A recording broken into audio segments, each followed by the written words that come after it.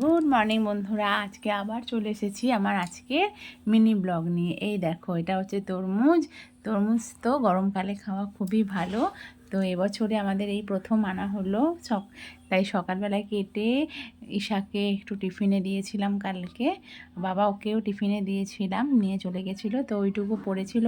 তাই ভাবলাম আবার কোথায় রাখবো, তাই নিজেই খেয়ে নিলাম। এই দেখো, তারপর রান্না করে নিয়েছিলাম দুপুরবেলার জন্য টক ডাল, উচ্ছে আলু ভাজা আর আলু পটল আলুর তরকারি। কারণ কালকে তো মঙ্গলবার ছিল, ওই জন্য আমি নিরামিষই করি। আর জানো তো, টক ডালটা খাওয়া খুব এই গরমের মধ্যে ভালো। তারপরে এই দেখো চলে এসেছিলাম একটু মাথায় তেল মাখতে, কারণ অনেক দিন ধরে শ্যাম্পু করে রেখেছি আর গরমটাও খুব লাগছিল। তা ভাবলাম একটু বাড়িতেই ছিলাম, কোথাও যাওয়ারও ছিল না, তা ভালো করে একটু তেল মেখে নিয়ে আবার তেলটা বন্ধুরা ভালো করে না মাথায় মাখলে চুলগুলো অনেক সময় কি উঠতে থাকে, যদিও এমনিও ওঠে, তাও চেষ্টা করি না ওঠার। তারপরে এই দেখো স্নান করে চলে এসেছিলাম।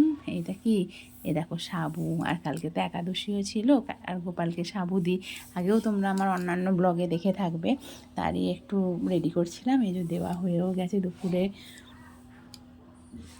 হ্যাঁ, ওরই মধ্যে ফল কুচিয়ে আপেল ছিল, কলা সব দিয়ে। এই দেখো আবার সন্ধ্যাবেলায়ও চলে এলাম আবার চা নিয়ে।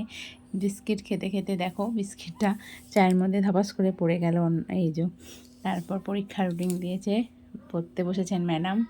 হ্যাঁ, নাচ গান তো অনেক হলো, এবার পড়াশোনায় মন দিতে হবে। এই জন্য আবার এবারে এই যে অঙ্ক নিয়ে বসেছে, ওকে পড়াতে পড়াতে আটাটা মেখে রেডি করে নিয়েছিলাম। তারপরে আর কি, রাত্রিরে এবার রুটি করার পালা। এই দেখো আটা নিয়ে চলে এসেছি রান্নাঘরে, এবার রুটিটা করব। ওইদিকে ওকে অঙ্ক করতে দিয়ে এসেছি, গিয়ে দেখবো অঙ্কগুলো, ততক্ষণ রুটিটা করে নিই। কেমন লাগলো আজকের ব্লগটা জানিও। সবাই ভালো থেকো, সুস্থ থেকো।